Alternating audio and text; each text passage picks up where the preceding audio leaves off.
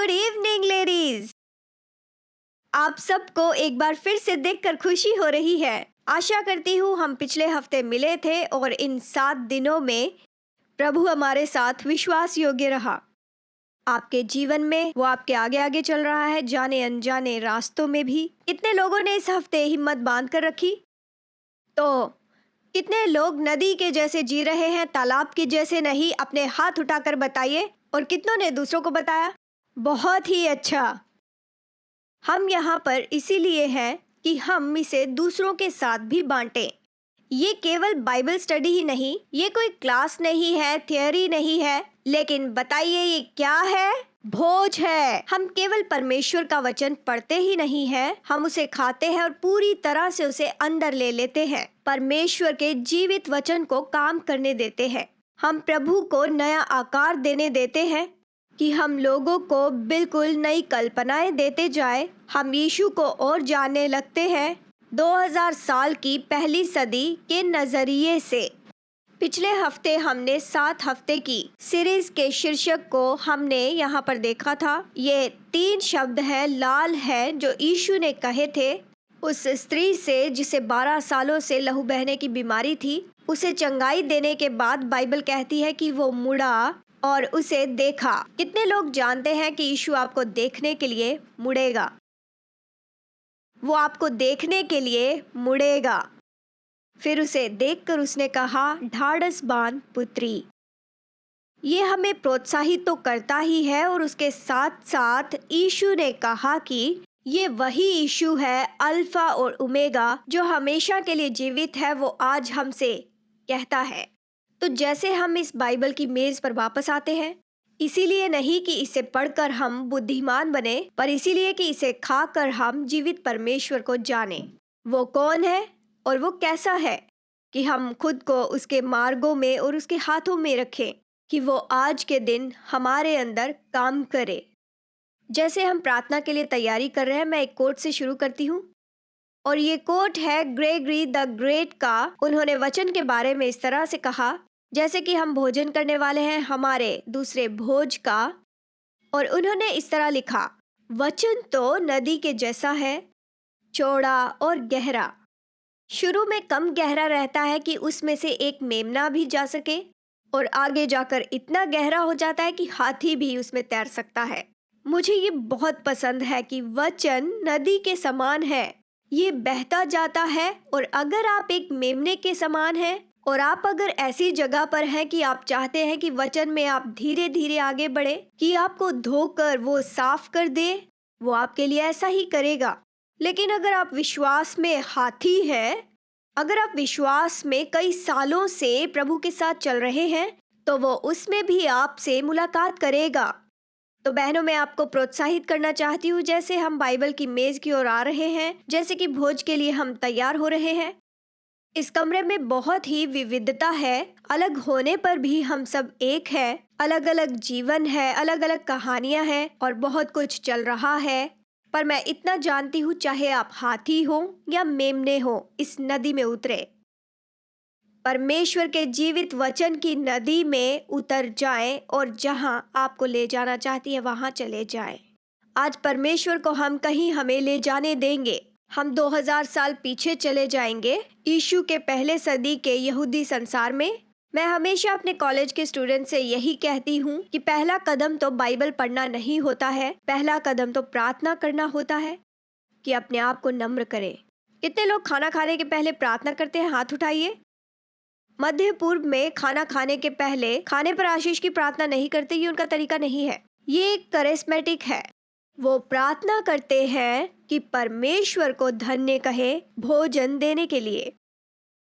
मैं मानती हूँ कि जब वचन खाने के पहले हम प्रार्थना करते हैं तो प्रभु को धन्यवाद देते हैं कि उसने हमें ये वरदान दिया है और ये वरदान उसके दाहिने हाथ से आया है।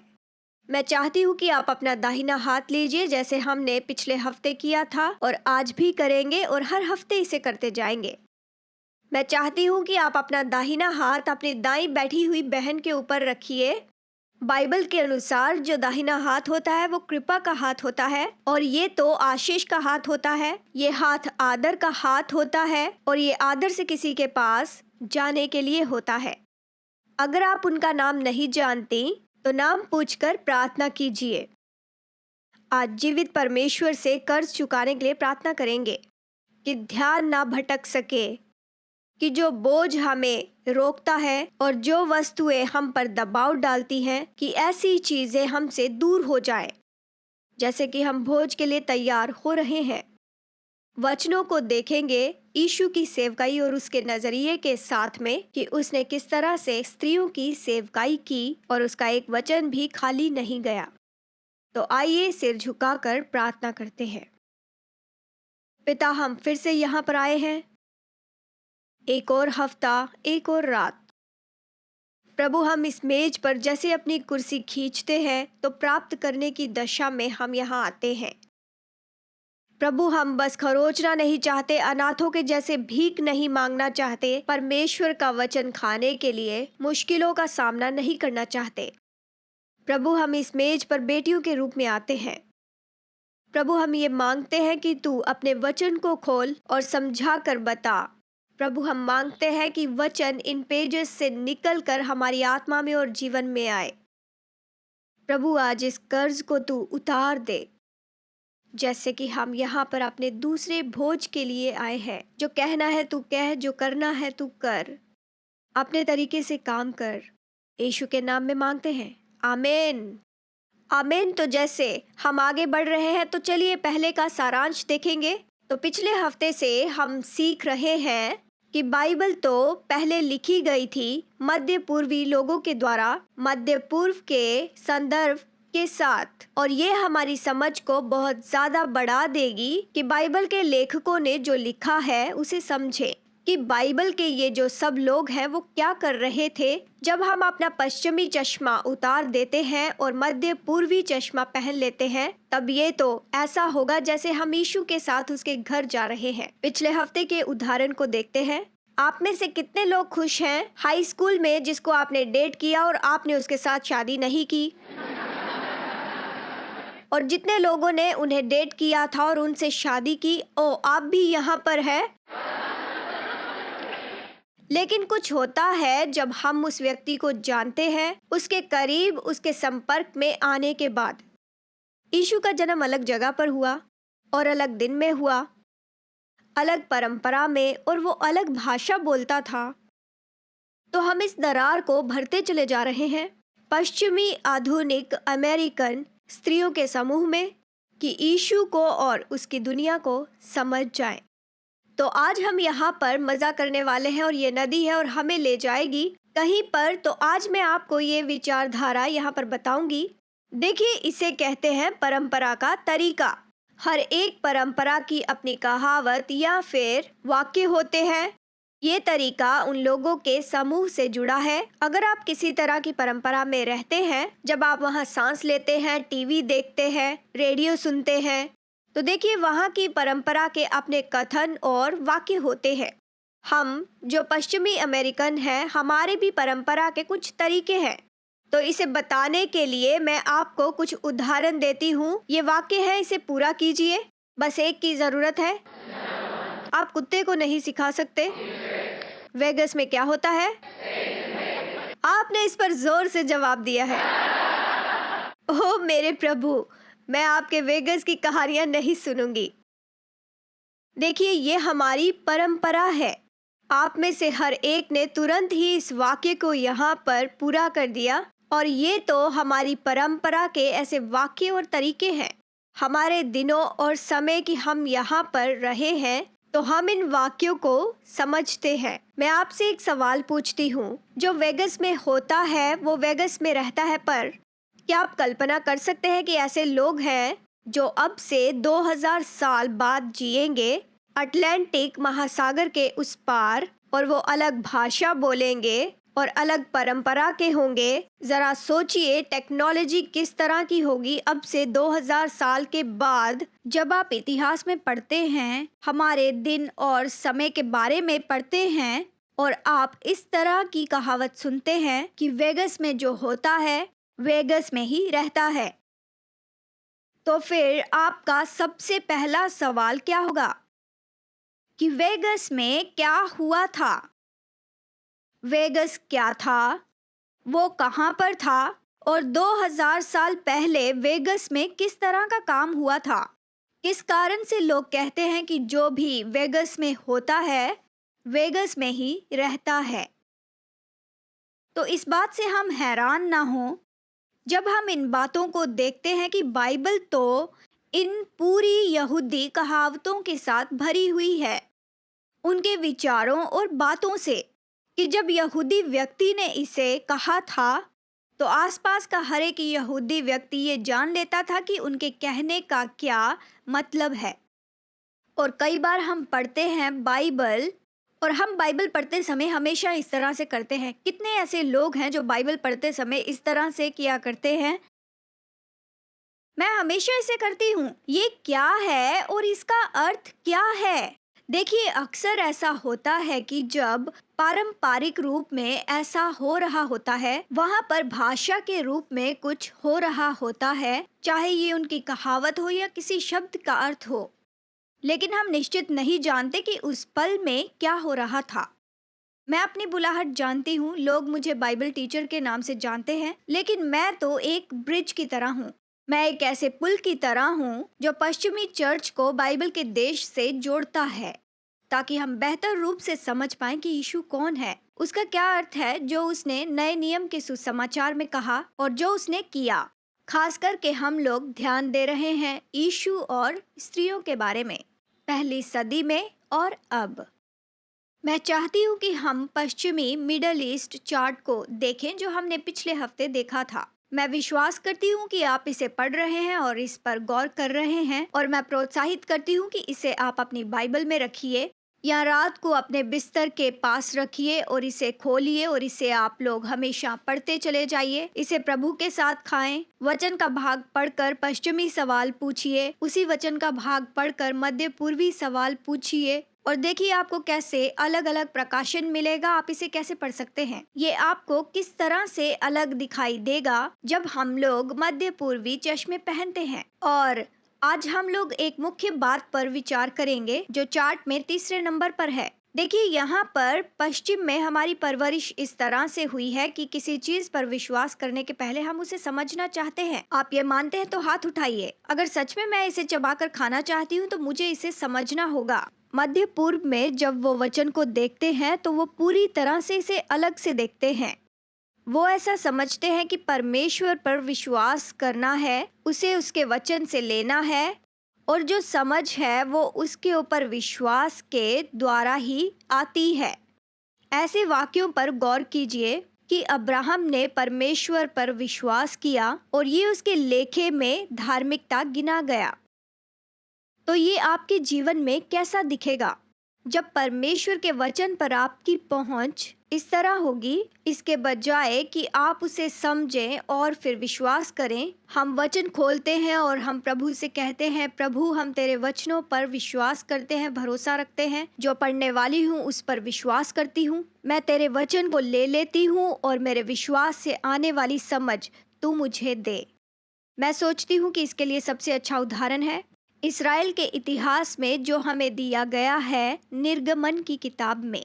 430 सालों तक मिस्रियों की गुलामी के बाद जीवित परमेश्वर ने अद्भुत रीति से इस्राएलियों को एक ही रात में छुड़ा दिया, लाल समुद्र को विभाजित किया, और बाइबल बताती है कि पूरी रात इस्राएली लोग सूखी भूमि पर चलते रहे। प्रभु अपने प्रेमियों के लिए समुद्र बांट देता है और जमीन सुखा देता है।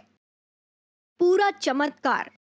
इस्राएली लोग समुद्र को पार करके जंगल में प्रवेश कर जाते हैं और वो वहाँ पर 40 साल बिताते हैं। इस्राएल के एक प्रोफेसर हैं जो बताते हैं कि ये सब कुछ करने के लिए केवल परमेश्वर को एक ही रात लगी कि इस्राएलियों को मिस्र से बाहर निकाले, पर इसके लिए जंगल में 40 साल लग गए कि इस्राएलियों में से मिस्र बाहर निकाल सके।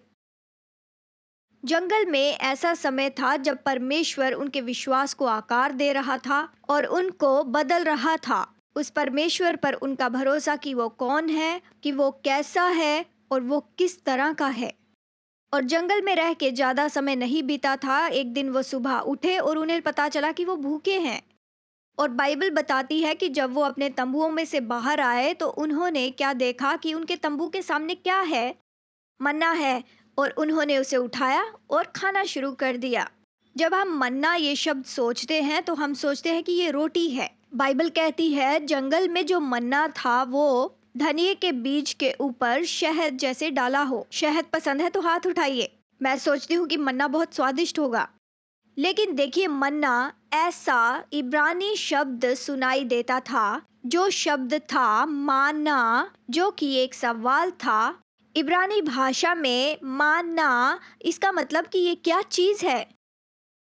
ये लगभग ऐसा था कि जैसे इस्राएली लोग उस रेगिस्तान में जागे अपने तंबुओं में से बाहर निकलकर जब उन्होंने नीचे देखा और इस चीज को देखते हैं और कहते हैं माना ये क्या है, फिर भी उन्होंने उठाया और उसे खा लिया क्योंकि वो जानते थे कि ये सीधा परमेश्वर से आया है। इस्राएली लोग वहां पर रहस्य को खा रहे थे क्योंकि वो जानते थे कि ये कहाँ से आया है। वो जानते थे कि ये तो जीवित परमेश्वर की ओर से आया है जो उनके लिए प्रबंध कर रहा था, उनकी चरवाही कर रहा था, उनका पिता था और साथ ही उन्हें नया बना रहा था, उन्हें बचा रहा था, उन्हें छुड़ा रहा था 430 सालों की गुलामी के बाद, मिस्रियों की गुलामी के बाद। मैं आपको याद दिला दूं कि पश्चिम में जब हम बाइबल पढ़ते हैं कि बाइबल मेरे बारे में क्या सिखाती है, मध्य पूर्व में मुझे लगता है कि वो बेहतर सवाल पूछते हैं। वो बाइबल पढ़ते हैं, वो ये नहीं पूछते कि ये बाइबल मेरे बारे में क्या सिखाती है। उनका सबसे पहले ये सवाल होता है कि ये परमेश्वर के बारे में मुझे क्या सिखाती है। फर्क ये है कि इसमें गहराई में नीचे जाना और ऊपर और बाहर देखने में आप में से कितने लोग जीना चाहते हैं ऊपर और बाहर देखकर, इसके बजाय कि अंदर और नीचे देखें। जीवित परमेश्वर हमसे मिलता है अपने वचन के साथ और हमें दिखाता है फिर से कि हम लोग जान लें कि वो कैसा है, वो कैसा दिखता है। क्या आप पहले सदी के यीशु को जानकर खुश होते हैं? आज हमारी यात्रा आगे बढ़ रही है और हमारा भोज आगे बढ़ रहा है। जैसे हमने इसे शुरू किया है, आप शायद इसे लिखना चाहेंगे जब हम सुसमाचार पढ़ते हैं मत्ती, मरकुस, लूका, यूहन्ना जो हमारे पास नए नियम में दिए गए हैं, तो हम यहाँ पर यीशु को दो काम करते हुए देखते हैं। जब भी यीशु किसी स्त्री के संपर्क में आया तो उसने ये दो काम किए। मैं इसे फिर से कहूँ, जब भी यीशु स्त्रियों के संपर्क में आया तब उसने ये काम किए। मत्ती, मरकुस, लूका, यूहन्ना में हम देखते हैं कि उसने वहाँ पर दो चीजें लाई हैं। उसने उसे दो चीजें दी, उसके जीवन में उसने ये दो चीजें लाई हैं। और अगले हमारे 5 हफ्तों की सीरीज में हम ये सीखेंगे और हम ये जानेंगे इसके बारे में कि ये दो चीजें क्या हैं। जब आप ये कल्पना करेंगे तो जिज्ञासा रखेंगे अपने मन में, जो कहानियां जानते हैं उस पर आप सोचेंगे। सुसमाचार में जब यीशु किसी स्त्री के संपर्क में आया, अगर आप अनुमान लगाएंगे कि ये दो चीजें कौन सी हैं और ये दो चीजें क्या हैं जो वो उसके जीवन में लाता है, जो वो उसे देता है, तो आप क्या कहेंगे? मैं यहाँ से शुरू करती हूँ। शायद आप इसे लिख लेना चाहेंगे। मैं इस विचार से सहमत हूँ। वचन इसके बारे में इस तरह से बताता है। जैसे हम इस भोज में आगे बढ़ते हैं, जब भी यीशु बाइबल में किसी स्त्री के संपर्क में आया तो वो न्याय और धार्मिकता उसके लिए लेकर आया। न्याय के लिए इब्रानी शब्द है मिशपाट। सब लोग मेरे साथ कहें मिशपाट। और धार्मिकता के लिए जो इब्रानी शब्द है वो है ज़ेदका। सब लोग मेरे साथ कहें ज़ेदका। हर एक संपर्क में यीशु ला रहा था, जो हम देख सकते हैं मिशपाट और ज़ेदका, यानी न्याय और धार्मिकता। और हम यहाँ पर दो बातों को सीखेंगे और आज हम यहाँ पर इस बात को देखेंगे कि क्यों स्त्रियों को ज़रूरत थी मिशपाट और ज़ेदका की, न्याय और धार्मिकता की, यीशु के पहले सदी के यहूदी संसार में। तो जैसे कि आज हम यहाँ पर अध्ययन शुरू कर रहे हैं, मैं चाहती हूँ कि आप निकालें भजन संहिता अध्याय 89। जैसे कि आज हम लोग वचन का दूसरा भोज यहाँ पर करने वाले हैं, देखेंगे मिशपात और ज़ेदेका, न्याय और धार्मिकता। भजन संहिता 89:14 में देखिए वचन ये कहता है, तेरे सिंहासन का मूल धर्म और न्याय है। इस तरह से ये वचन कहता है। मुझे ये बहुत पसंद है कि परमेश्वर का सिंहासन है और देखिए उसके सिंहासन की नींव है। नींव तो बहुत ही महत्वपूर्ण चीज होती है। जो कुछ भी उस पर बनाया जाता है वो स्थापित होता है और वो मजबूत बुनियाद होती है। अगर आपके घर की बुनियाद मजबूत नहीं है तो आपका घर संकट में होगा। परमेश्वर के सिंहासन की बुनियाद जो है अगर वो मजबूत नहीं है तो वो किस तरह से खड़ा रह पाएगा, क्योंकि परमेश्वर के सिंहासन की बुनियाद है। इसकी बुनियाद है परमेश्वर के सिंहासन की जो बुनियाद है। अगर मैं आपको 45 सेकंड पहले पूछती कि जरा सोचिए परमेश्वर के सिंहासन की बुनियाद किस चीज से बनी है, तो आपका कहना क्या होता? सत्य और अनुग्रह, प्रेम और दया, इस तरह के हम शब्द बता सकते थे। हम इस तरह के कई सारे शब्द बता सकते हैं, लेकिन फिर भी बाइबल कहती है कि परमेश्वर के सिंहासन की जो बुनियाद है वो न्याय है और धार्मिकता है। मिशपात और ज़ेदेका, ये जोड़ा जाना मिशपात और ज़ेदेका का, न्याय और धार्मिकता का, ये तो उत्पत्ति की किताब से शुरू होता है। पहली बार हम देखते हैं कि ये तो अब्राहम के संबंध में है और फिर भी ये निरंतर आगे बढ़ता चला गया। मैं चाहती हूँ कि आप देखिए पहला राजा अध्याय 10, इस अध्याय को देखिए। सुलेमान इस्राएल के सिंहासन पर था। वो तो तीसरा राजा था। उसके पहले परमेश्वर ही इस्राएल का राजा था। परमेश्वर ही उन पर राज करता था। फिर मनुष्य वहां पर राजा के रूप में नियुक्त किए गए। शाऊल जो पहला राजा था, दाऊद दूसरा राजा था और फिर तीसरा सुलेमान था। पहला राजा अध्याय 10 में हम वचन 6 और 7 देखेंगे और फिर उसके बाद वचन 9 देखेंगे। हम यहाँ पर देखेंगे कि ये जो दोनों बातें हैं यहाँ पर बताई गई हैं कि न्याय और धार्मिकता कितनी जरूरी है। और यदि आप इसे समझना चाहते हैं कि बाइबल के संसार में न्याय और धार्मिकता का महत्व क्या है, तो आइए इस वचन को देखिए। बाइबल इस तरह कहती है, तब उसने राजा से कहा, दूसरे देश की रानी सुलेमान से मिलने के लिए आई थी ताकि वो सुलेमान के दरबार को देख सके।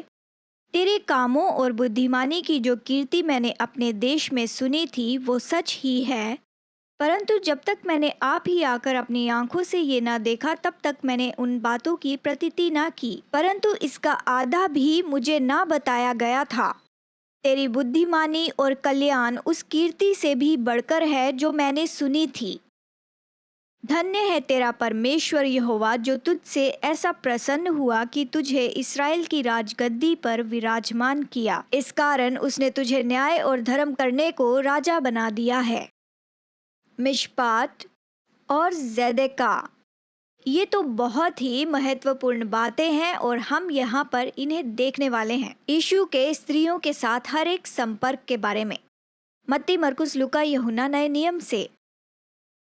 अब हमने कुछ शब्दों के बारे में यहाँ पर सीखा। परमेश्वर के वचन के बारे में हम ये सीख रहे हैं कि यीशु यहाँ पर यही दो बातें ला रहा था इन स्त्रियों के जीवन में जिनके साथ वो काम कर रहा था। तो अब हमें इन दो बातों की परिभाषा देखनी है। कितने लोग ये जानते हैं कि परमेश्वर से हटकर अगर कुछ आपको बताना है तो आपको परिभाषा बदलनी होगी। तो आज हम यहाँ पर जिस तरह पश्चिम में हम बताते हैं उस तरह से नहीं बताएंगे। हम इसे पश्चिम नजरिए से नहीं देखेंगे, बल्कि हम इस तरह से देखेंगे कि इसे बाइबल में किस तरह से बताया गया है। ठीक है, प्राचीन काल में इसका क्या अर्थ था जब वो ये कहते थे मिशपात और ज़ेदेका, न्याय और धार्मिकता। अगर आप समझ रहे हैं तो मेरे साथ कहिए ठीक है। तो सबसे पहले देखते हैं न्याय को। अब देखिए, हमारी परंपरा में न्याय के लिए एक चिन्ह है अमेरिकन परंपरा में जो हमें न्याय के बारे में दर्शाता है, और वो क्या है? Lady justice. अगर आप गूगल करके लेडी जस्टिस को देखते हैं तो आपको वहां पर एक चित्र या तस्वीर मिलेगी। उसकी आंखों के ऊपर पट्टी है, उसके एक हाथ में तलवार है और दूसरे हाथ में तराजू लेकर वो खड़ी है। अब देखिए, जब हम पश्चिमी लोग न्याय के बारे में सोचते हैं, न्याय के मुद्दे पर या फिर न्याय शब्द के बारे में सोचते हैं, देखिए हम लोग तो समतल वाली परंपरा हैं और हम लोग अक्सर यही सोचते हैं कि न्याय का संबंध तो समानता से है, कि किसी तरह से इस तराजू का संतुलन बनाए रखें। जब भी हम किसी न्याय के बारे में सोचते हैं तो इसी तरह से हम सोचते हैं। लेकिन मध्य पूर्व में, खास करके यीशु के समय के मध्य पूर्व में, वो तो समतल वाली परंपरा नहीं थी। हम लोग तो सही और गलत की परंपरा है। देखिए, जब भी कभी राजनीतिक समय आता है तो सभी लोग कहते हैं ये गलत है या फिर ये सही है। हम समतल की परंपरा हैं।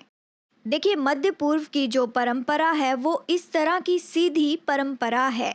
वे लोग तो सही या फिर गलत शब्दों में नहीं कहते हैं, वो आदर या फिर शर्मिंदगी के शब्दों को कहते हैं। यहाँ पर हम कह सकते हैं कि ये सही है और ये गलत है। यीशु या सुलेमान या फिर अब्राहम के संसार में, यहाँ तक कि पौलुस और दाऊद भी यही कहता है कि ये आदर की बात है या शर्मिंदगी की बात है। अगर आप मेरे साथ हैं तो कहें ठीक है। तो बाइबल का न्याय होता है। हम किस तरह से जान सकते हैं कि बाइबल का न्याय होता है? तो इस समय मैं आपको बाइबल की परिभाषा समझाना चाहती हूँ। बाइबल का न्याय तब होता है जब कोई आदरणीय शर्मिंदगी की बात तक पहुँचता है, परंतु वो उनकी शर्मिंदगी को दूर करके उनको आदर देता है। किसे ये अच्छा लगा? जानते हैं, बाइबल का न्याय तो किसी भी समय हो रहा है। जहां आदरणीय शर्मिंदगी की जगह पहुंचता है तो परमेश्वर उन्हें शर्मिंदगी की जगह से निकाल कर आदर देता है। देखिए, बाइबल का न्याय जो है वो ऊपर उठाना और फिर से उस जगह पर लाना दोनों है। आप इसे तब जानेंगे जब कोई शर्मिंदगी में पड़ा हुआ था, उसे आदर की जगह वापस उठाकर ला लिया गया या पहुंचा दिया गया। आज हम यहाँ पर सीखेंगे कि यीशु की पहली सदी की स्त्रियों को वहाँ पर न्याय की ज़रूरत क्यों पड़ी थी। उन्हें उठाए जाने की ज़रूरत थी। उन्हें तो फिर से नया बनाए जाने की ज़रूरत थी। यीशु का जन्म उस समय में हुआ था जहाँ स्त्रियों को बाइबल के न्याय की ज़रूरत थी, फिर से उठाए जाने की और आदर की ज़रूरत थी। जानते हैं, मैं चाहती हूँ कि आप अपनी बाइबल में देखिए मत्ती अध्याय 6। मैं चाहती हूँ कि आप देखिए उस पहाड़ी उपदेश को। इस पहाड़ी उपदेश को आप पाएंगे मत्ती अध्याय 5, 6 और 7 में। आप पाएंगे कि यीशु का ये वचन बहुत विख्यात है। इस शिक्षा को यीशु ने कई बार सिखाया है, अलग अलग जगहों पर जाकर। ये तो थियोलॉजी और यीशु पर विश्वास करने की बुनियाद है। तो मत्ती अध्याय 6 वचन 22 से लेकर 23 तक यीशु ने इन वचनों को कहा। आप इसे बाइबल में देख सकते हैं कि शरीर का दिया आँख है, इसलिए यदि तेरी आँख निर्मल हो तो तेरा सारा शरीर भी उजाला होगा, परंतु यदि तेरी आँख बुरी हो तो तेरा सारा शरीर भी अंधियारा होगा। इस कारण जो उजाला तुझ में है, यदि अंधकार हो तो वो अंधकार कैसा बड़ा होगा। शायद आपने इसे देखा हो या फिर नहीं, लेकिन यहाँ पर यीशु हमारी आँख के बारे में बात कर रहा है। वो हमारी आँखों की दशा के बारे में यहाँ पर बता रहा है। और यीशु यहाँ पर कहता है कि यदि तुम्हारी आँख निर्मल हो तो तेरा सारा शरीर भी उजाला होगा। कितने लोग अच्छी आँखें चाहते हैं? और यीशु ने ये भी कहा कि यदि तेरी आँख बुरी हो तो तेरा सारा शरीर भी अंधियारा होगा। कितने लोग जानते हैं कि बुरी आँख का मतलब क्या है? क्योंकि कोई नहीं चाहेगा कि उनकी आँख बुरी हो। ये जो शब्द है अच्छी आँख या फिर अच्छी आँखें रखना, बाइबल के संसार में और यहाँ तक कि आज भी मध्य पूर्व में और इस्राएल में अच्छी आँख रखना ये एक यहूदी कहावत है। हमने इस पर चर्चा की है। ये पारंपरिक वाक्य है कि जब यीशु ने इसे कहा तो हर एक यहूदी व्यक्ति ने इसे सुना और तुरंत ही इसका अर्थ समझ लिया कि इसका अर्थ क्या है। कोई बताएगा अच्छी आंख होने का अर्थ क्या है? यीशु के संसार में देखिए, जिसकी आंखें अच्छी होती हैं वो एक उदार इंसान है। अच्छी आंख वाला व्यक्ति उदार व्यक्ति है। मैं चाहती हूँ कि आप पहाड़ी उपदेश को देखिए, अपनी आंखों से इसे देखिए। वचन का ये भाग हम यहाँ पर देखते हैं। इन दो वचनों को देखेंगे तो और पाएंगे कि इसके पहले के कुछ वचन और इसके बाद के वचनों का संबंध पैसों के साथ है। कि अच्छी आंख होना उदारता को दिखाता है, और देखिए बुरी आंख का होना इसका मतलब है कंजूस होना। यहूदी लोग इसे कहते हैं बंद मुट्ठी वाला। कमौल की ओर वापस चले। मेरा बहुत ही अच्छा मित्र, मध्य पूर्व का रहने वाला, खैर अब तो वो रिटायर हो गया है। जब मैं कई सालों तक अपनी टीम को इस्राएल में ले जाया करती थी, वो तो मेहमान नवाजी करने की परंपरा है, और कमोल ने कई बार अपने मित्रों से मुझे मिलवाया था। और जब भी वहां पर कोई दिखता तो कहता, क्रिस्टी आओ ना मेरे मित्रों से यहाँ पर मिलो, देखो इनसे मिलो। कमोल बहुत से लोगों को जानता था, इस तरह से वो लोगों से मिलवाता था। और फिर जब हम लोग बातचीत करके निकलने लगते तो हमेशा कमोल मुझसे कहता, कमोल मेरी ओर देखकर मुझसे कहता कि क्रिस्टी वो जो मेरा मित्र है उसकी आंखें बहुत अच्छी हैं। वो तो अभी भी इस वाक्य का उपयोग करते आ रहे हैं। मैं पूछना चाहती हूँ कि अगर मैं आपके परिवार से बातें करूँ, अगर मैं आपके मित्रों से, आपके समाज से और आपकी चर्च से आकर बातें करूँ, तो क्या आप अच्छी आंख वाले व्यक्ति माने जाते हैं? आप जो हैं, क्या उदारता उसके अंदर बुनी हुई है? यीशु ने कहा, अगर तुम में उदारता की कमी है, अगर तुम्हारी आंख बुरी है, तो तुम्हारा शरीर अंधियारा ही है। आपके बारे में पता नहीं, लेकिन मेरी आंखें अच्छी हैं। प्रभु के अनुग्रह से वो हमेशा मेरे अंदर ये उत्पन्न कर रहा है और करते जा रहा है। मैं आशा करती हूँ कि हम सब में वो हमेशा उत्पन्न करता रहे। मैं चाहती हूँ कि आप सब मेरे साथ चलें। नीति वचन अध्याय 22। कुछ समय के लिए पुराने नियम में चलते हैं ताकि हम आज के संदेश के लेयर्स को देख सकें। चलिए देखते हैं। नीति वचन अध्याय 22 वचन 9 कहता है, दया करने वाले पर आशीष फलती है, क्योंकि वो कंगाल को अपनी रोटी में से देता है। इसी तरह से इंग्लिश अनुवाद और कुछ भाषाओं के अनुवाद इस तरह से कहते हैं। पुराने नियम में हिब्रू भाषा में पढ़ा जाता है, अच्छी आंख वाला व्यक्ति। अच्छी आंख रखने वाले व्यक्ति पर आशीष फलती है, क्योंकि वो कंगालों को अपनी रोटी में से देता है। आप कहेंगे, क्रिस्टी अच्छी आंख और उदारता के बारे में ही क्यों? स्त्री और यीशु के हर एक संपर्क में, मत्ती, मरकुस, लूका, यूहन्ना में यीशु ने उनमें दो बातें लाई।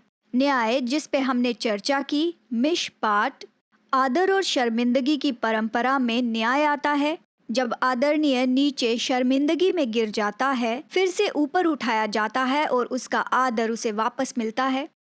और दूसरा है धार्मिकता, यानी ज़ेदेका, जो है हिब्रू में।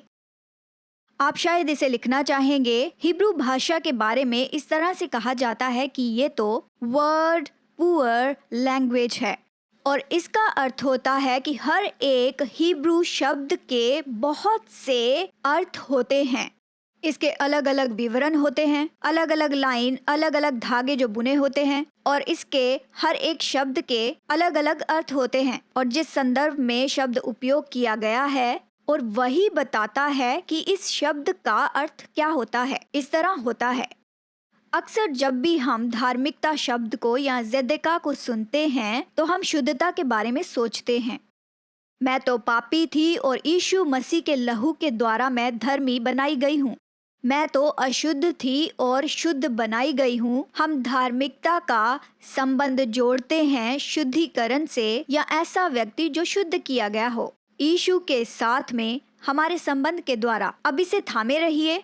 इसी तरह से मैं चाहती हूँ कि हम न्याय की समानता में इसे देखते चले जाएं और बढ़ाते चले जाएं न्याय की समझ को। मैं चाहती हूँ कि हम अपनी समझ बढ़ाते चले जाएं इस हिब्रू शब्द ज़ेदेका या धार्मिकता की, और यही तो इसका महत्वपूर्ण अर्थ है। इस हिब्रू शब्द ज़ेदेका का या धार्मिकता का यही तो उदारता है।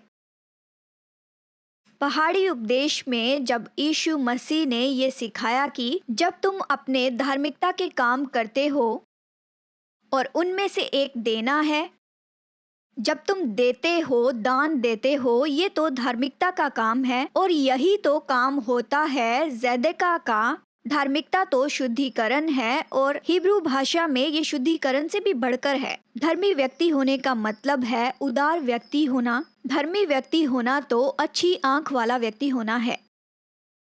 अगर आप समझ गए हैं तो मेरे साथ कहें वाओ।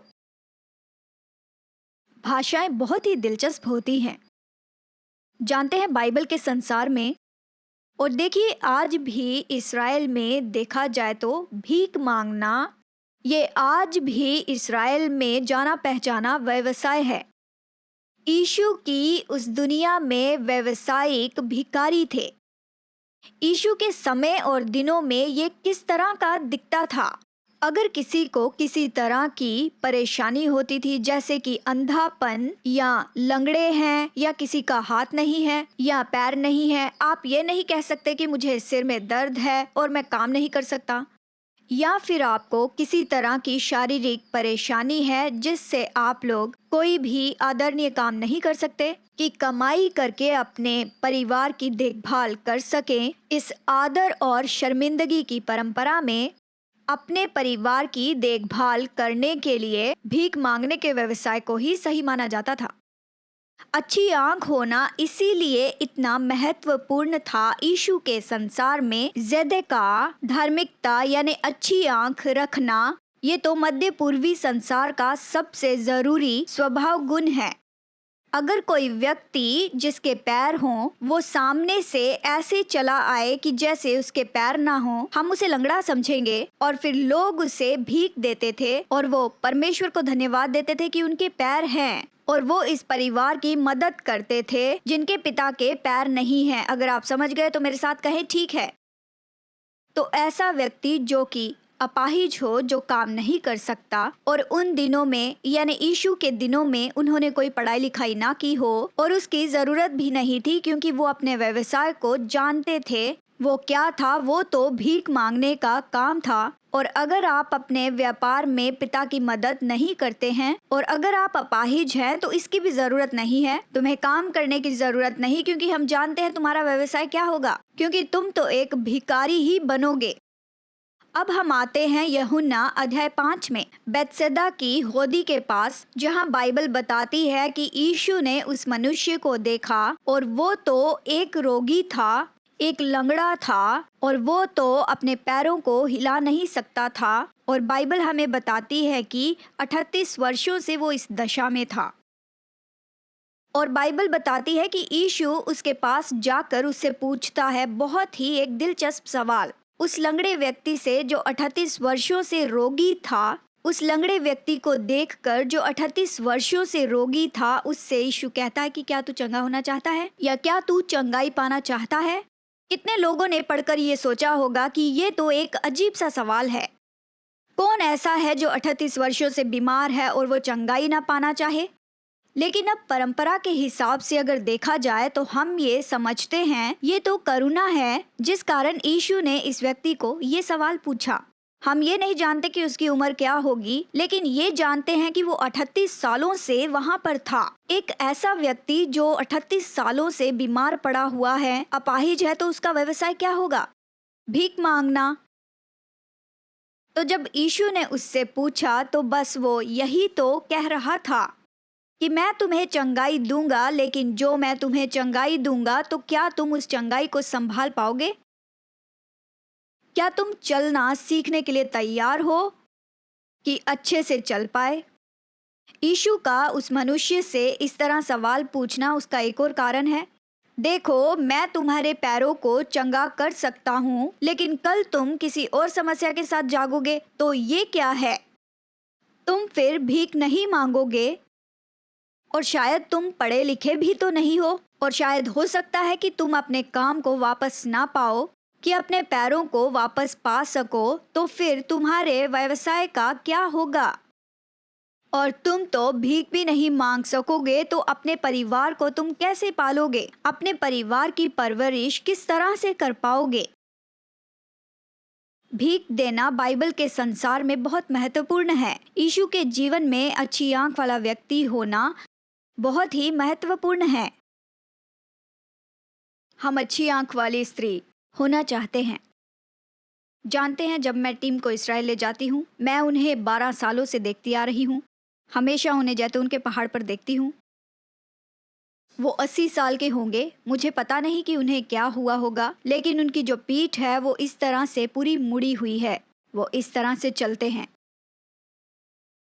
जब भी हम इस्राएल में जाते हैं तो मैं उन्हें देखती हूँ, और हर समय वो एक कटोरे को अपने हाथों में लिए हुए होते हैं। वो जैतून के पहाड़ पर होते हैं, क्योंकि जब भी हम लोग इस्राएल में जाते हैं तो वहाँ पर ज़रूर जाते हैं।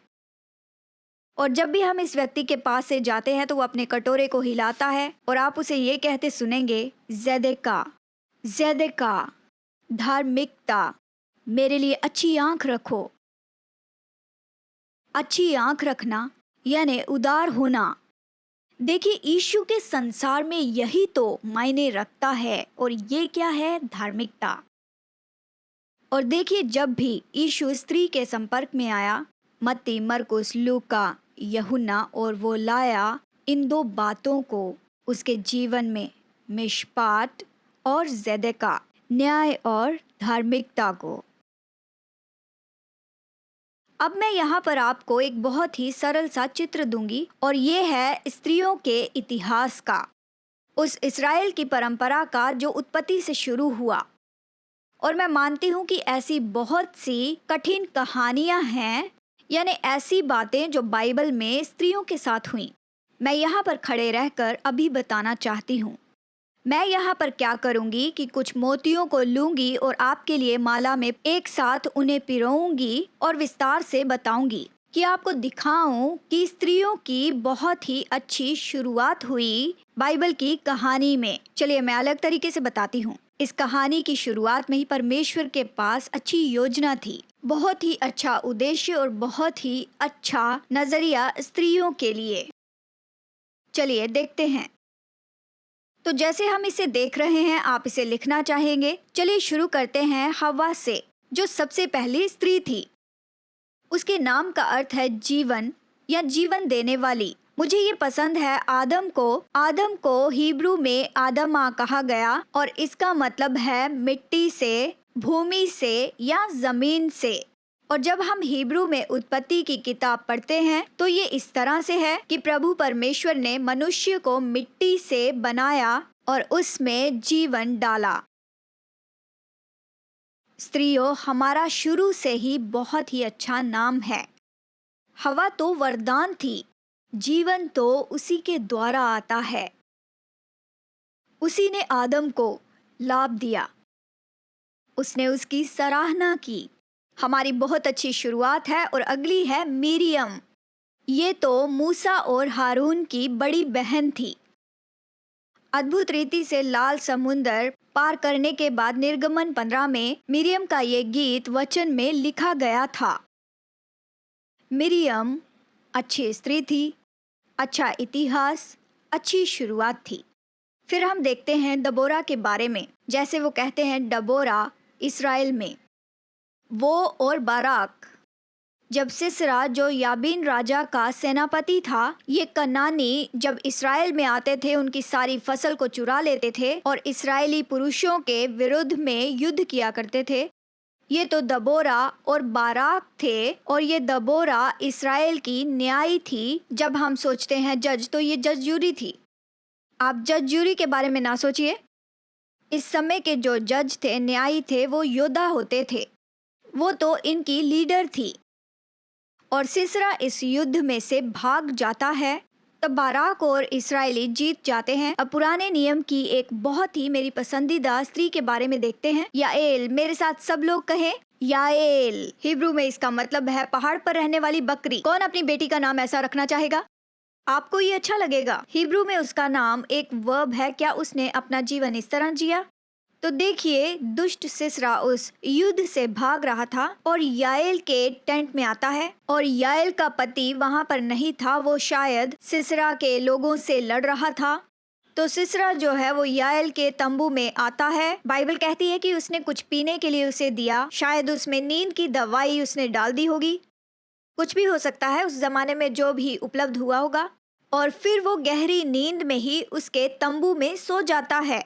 ये दुष्ट सेनापति जो इस्राएल के विरुद्ध में आ रहा था और वो तो उस तंबू में गहरी नींद में सो रहा था, उस इस्राएल की स्त्री के तंबू में पहाड़ की बकरी याएल के। बाइबल कहती है कि उसने एक खूंटी ली और हथौड़ा लिया और उस खूंटी को लेकर सिसरा के कान में उसने ठोक दिया। अगर आप इस्राएल का इतिहास पढ़ेंगे तो आप पाएंगे कि किसी पुरुष ने सिसरा को नहीं मारा, उसे तो पहाड़ी बकरी याएल ने मारा था।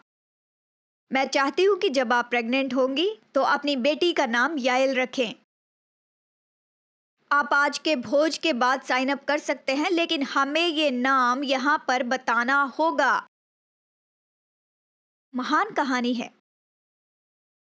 पुराना नियम हमें ऐसी स्त्रियों के बारे में बताता है, जब कोई इस्राएल के लोगों को सताता था तो इन स्त्रियों ने अपने शत्रुओं को मार डाला। स्त्रियों की शुरुआत अच्छी रही और फिर हम अबीगेल के बारे में कह सकते हैं, एस्तेर के बारे में कह सकते हैं। बहुत सी ऐसी स्त्रियां हम देख सकते हैं। स्त्रियों ने बहुत अच्छी शुरुआत की।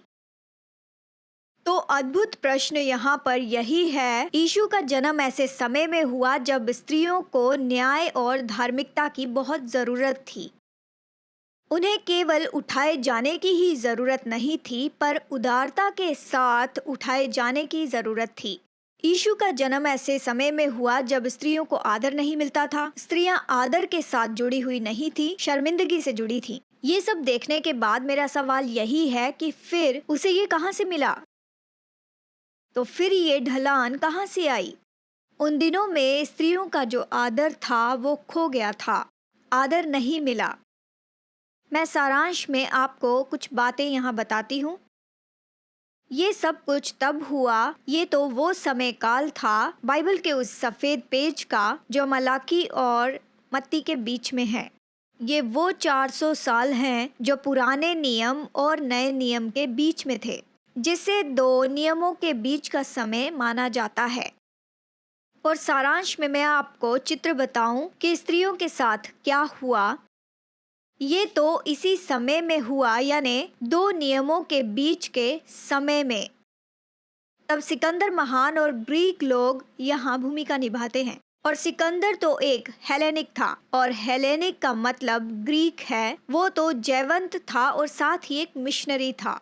हम सिकंदर महान को मिशनरी के रूप में नहीं देखते हैं, लेकिन जहाँ भी उसने जय पाई वहाँ पर उसने ये विचार लाया, उसने ये विचारधारा लाई, उसने ये सोच लाई, उसने परंपरा लाई जीने के तरीके में। हम उसे ग्रीक परंपरा कहते हैं। कितने लोगों ने हेलेनिज्म के बारे में सुना है?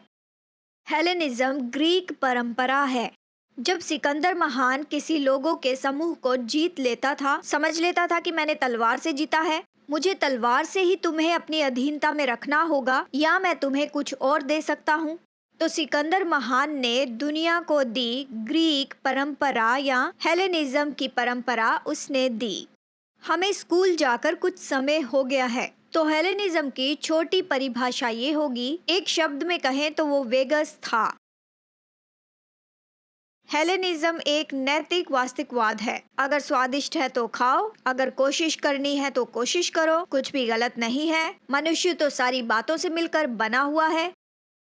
अगर आप इस बात पर ध्यान दें, ग्रीक के पहले आप ईश्वरों की जो प्रतिमाएं देखते थे वो तो पशुओं की होती थी, अक्सर हमें डरा देती थी। और उसके बाद जब अचानक से ग्रीक लोग आ गए, तो जब आप ग्रीक ईश्वर की मूर्ति देखते तो वो कैसी दिखती थी? मनुष्य जैसी दिखती है। ज़ूस, आफ्रोडाइन। ये दिलचस्प है कि ग्रीक की इस परंपरा में, यानी उस समय में जब मनुष्य ने परमेश्वर बनने का निर्णय लिया, तब परमेश्वर मनुष्य बना। वो यहाँ पर जिया और उसने हमें बताया कि सच में ये कैसा होना चाहिए। ग्रीक कॉम्पिटिशन्स के लिए जाने जाते हैं। हमें पता है कि उन्होंने ओलंपिक्स बनाए हैं। यहाँ पर कितने लोग ओलंपिक्स देखते हैं? मुझे ओलंपिक्स देखना पसंद है। एंटिक्विटी में पहला ओलंपियाड हुआ जो ग्रीक ने करवाए, केवल पुरुष ही इसे खेले और बिना कपड़ों के खेले, क्योंकि कौन ऐसे नंगे खिलाड़ियों को ट्रैक पर दौड़ते हुए देखना चाहेगा? कोई नहीं देखना चाहेगा। तब पुरुषों से ही सब नापा गया। ये हेलेनिस्टिक कल्चर है। अगर आप तोरा से प्रेम करने वाले हैं, प्रभु का भय मानते हैं और आराधनालय में जाते हैं, इस्राएली यहूदी व्यक्ति हैं, तो सिकंदर और हेलेनिज्म के बारे में क्या सोचेंगे? आप उन्हें नहीं चाहेंगे। और इस समय काल में धर्मी यहूदी पुरुष उठ खड़े हुए, जानते हैं। और समय के इसी काल में हम फरीसियों की शुरुआत देखते हैं और सदुकी लोगों को देखते हैं। और एसीन लोग और यहूदी लोग जागते रहते थे और शहर पनाह पर पहरुए वो हुए कि यहूदी जीवन को बचाए रखें उस वेगस में कत्ल हो जाने से। सिकंदर जहां भी जा रहा था वो वेगस ले जा रहा था और यहूदी लोग कह रहे थे, नहीं, हमारे पहरे पर नहीं, ना हमारे देश में, ना हमारे लोगों पर। आप में से कितने लोग जानते हैं कि अच्छी चीजों को दूर तक ले जा सकते हैं? और सब इसी तरह से वहां पर होने लगा। और ईसा पूर्व दूसरी सदी में आपको मैं बताना चाहती हूँ एक व्यक्ति के बारे में। कुछ लोग उसे कहते हैं बेन सायरक और कुछ लोग कहते हैं बेन साराक और कुछ लोग कहते हैं बेन सिरा। तो चलिए अब हम उसे कहेंगे बेन सिरा। तो चलिए इसे सही रूप में समझने के लिए जब मैं कहूँ बेन सिरा, मैं चाहती हूँ कि आप जोर से कहें बूम। चलिए इसे कहते हैं बेन सिरा। बेन सिरा। बेन सिरा बहुत ही धनी व्यक्ति था। ईसा पूर्व दूसरी सदी में वो विद्वान था और वो यहूदी लोगों के साथ और यहूदी लोगों के ऊपर राज करने लगा। हम इसे समझ सकते हैं क्योंकि हमारे दिनों में कुछ धार्मिक अगुवे उठ खड़े हुए। वो इतना प्रभाव डालते थे कि वो लोकल चर्च से भी ज्यादा होता था, किसी भी डिनोमिनेशन से बढ़कर। बिली ग्राहम के बारे में ही सोचिए, उनका प्रभाव बहुत बड़ा था। उनके शब्द तो जाने जाते हैं और पढ़े जाते हैं कई देशों में। और बेन सिरा, उसका तो ऐसा प्रभाव था कि उसका प्रभाव एक ही आराधनालय पर नहीं था, उसका प्रभाव कुछ ही आराधनालयों पर नहीं था या बहुत से आराधनालयों पर। उसकी विचारधारा, उसकी थियोलॉजी और उसका नजरिया और सारी बातों को, उसका देखने का तरीका यहूदी आराधनालय सिस्टम में फैलता चला गया। ईस्वी सन पूर्व दूसरी सदी में यीशु के जन्म के 200 साल पहले, यीशु के इस पृथ्वी पर आने के 200 साल पहले। तो आज मैं आपको यहाँ पर उसके कुछ कोट्स बताना चाहती हूँ जो हमको यहाँ दिए गए हैं। ये स्त्रियों के बारे में उसके नज़रिए को बताते हैं। आप लोगों में से शायद किसी को इया हैटिन के कहे गए शब्द याद होंगे। इया हैटिन कहती थी, लोग सुनते थे। जब बेन सिरा बोलता था तो लोग सुनते थे। तो आइए देखते हैं कि बेन सिरा स्त्रियों के बारे में क्या कहता है, जो ईस्वी सन पूर्व दूसरी सदी में बताया था यहूदी आराधनालयों में, यानी यीशु के 200 साल पहले। यदि आप मेरे साथ हैं तो कहें ठीक है। सबसे पहला कोट है, देखो, स्त्री के कारण ही इस संसार में पाप आया है और ये तो सहने के योग्य नहीं था। इस तरह का बदलाव हर एक लड़ाई में आपके पति के साथ होता रहेगा, क्योंकि आप आएंगे और आप कहेंगे, मैंने कचरा फेंकने के लिए कहा था, आपने कचरा नहीं फेंका, क्या हुआ? और वो आपकी ओर देखकर कहते हैं, सुनो, मुझे पता नहीं, लेकिन तुमने ही पाप संसार में लाया। जैसे कि आप हर एक वाद विवाद में हमेशा नहीं जीत पाते, लेकिन बेन सिरा के लिए स्त्रियां तो ऐसी थीं जिन्होंने पाप इस संसार में लाया। एक और कोट, स्त्रियों के साथ में मत बैठो, क्योंकि स्त्रियों से कुछ अच्छा नहीं मिलेगा, क्योंकि स्त्री ने ही पाप लाया है। पुरुष की नफरत तो स्त्री की दया से भी कई बेहतर होती है। स्त्रियों के कारण ही शर्मिंदगी और नामधराई आती है। स्त्रियों से ही शर्मिंदगी आती है और नामधराई। पुरुष की नफरत तो स्त्री की दया से भी कई बेहतर है। आप इसे मार्केट में या फिर मनोरंजन की जगह पर नहीं सुन रहे हैं। आप इसे थिएटर में या वेगस में नहीं, पर इसे आराधनालय में सुन रहे हैं। सिरा के लेखों में स्त्री के पुरुष के साथ संबंध के बिना और कुछ भी नहीं लिखा गया है। स्त्रियों, सिरा के लेखों में आपका मूल्य तो केवल इतना ही है कि आप पुरुषों को क्या दे सकती हैं। आपकी तो कीमत ही नहीं है कि आप अपने आप में कोई इंसान नहीं है। बेनसिरा के लेखों में जितने भी पुरुष थे वही हीरो थे। कृपया मुझे बताएं, जब आप इब्रानियों 11 देखते हैं, विश्वास के वीरों में यहाँ स्त्रियों के बारे में बताया गया है। आमीन। कुछ और कोट्स देखते हैं। अगर आपको अपनी पत्नी पसंद नहीं तो उस पर भरोसा मत रखो। विवाहित स्त्रियां अपने हाथ उठाएं और मुझे बताएं कि आपके बुरे दिन आए थे, चाहे एक ही दिन क्यों ना हो। एक दिन आप परेशान थी, जो नहीं कहना था वो भी आपने कह दिया। जानती हूँ कि उस समय आप कुछ परेशान होंगी, ऐसा कुछ। अगर आपको अपनी पत्नी पसंद नहीं तो उस पर भरोसा ना रखें। यहाँ पर एक और कोट पढ़ते हैं कि जो जो आप चीज़ उसे देते हैं उसका आप पूरा पूरा लेखा लें। ये कुछ ऐसा दिखाता है कि स्त्रियां तो चोर हैं, बेईमान हैं, चीज़ों को ले लेती हैं। कोई कहता है कि डेबिट कार्ड को हाथ मत लगाना, नहीं तो मैं मार दूंगा। मैं ये जानती हूँ। एक और कोट की जिंदगी में उसे कोई संपत्ति ना दे ताकि वो तुम्हारी कोई मदद ना कर सके।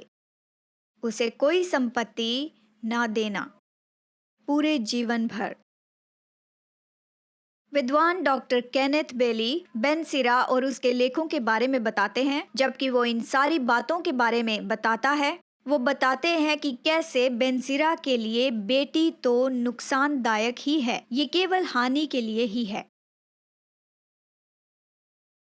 बेली हमेशा कहते हैं बेनसिरा के लिए बेटी तो नुकसानदायक ही है। वो बेटा चाहता था और इस तरह के सोच विचार तो हमेशा आगे बढ़ते चले गए और इसका परिणाम तो अगले 200 सालों तक बढ़ता चला गया और फिर उस संसार में यीशु का जन्म हुआ। फिर एक तरह से हम कह सकते हैं कि यीशु का जन्म बेनसिरा के उस संसार में हुआ।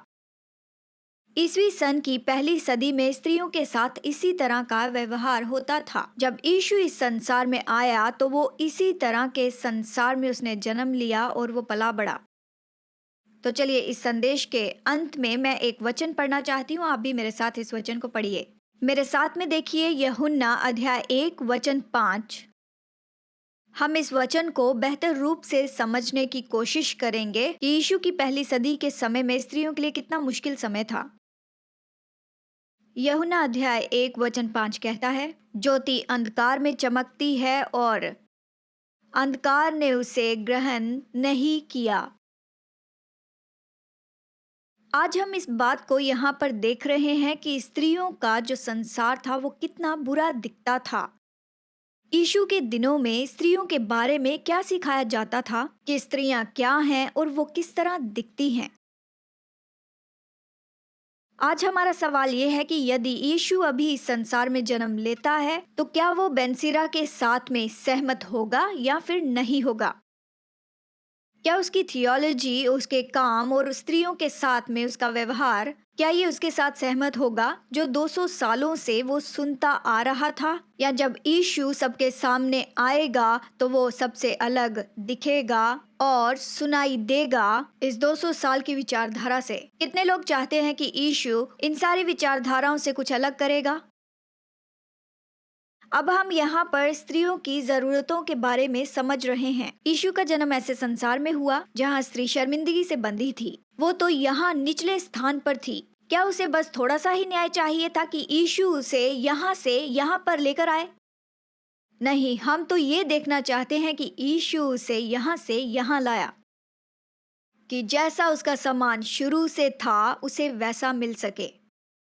कि स्त्री कौन है, जीवित परमेश्वर उसे कैसे देखता है, कि उसकी क्या कीमत है और वो उसको कैसा सम्मान देता है।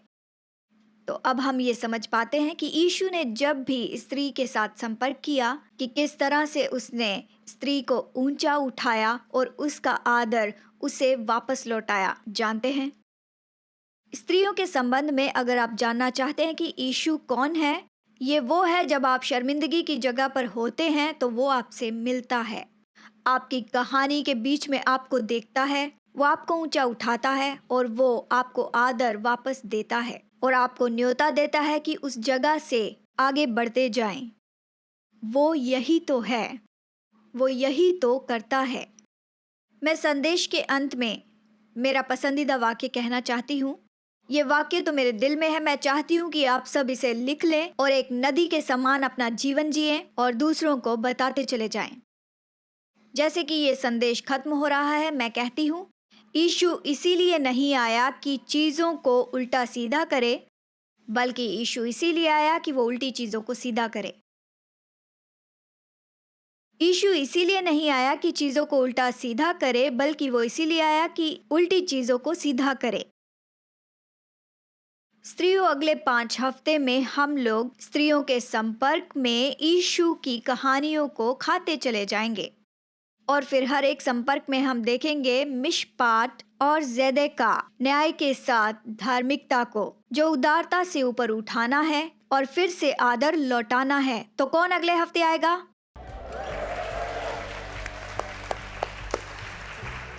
इस हफ्ते मैं आपके लिए प्रार्थना करूंगी।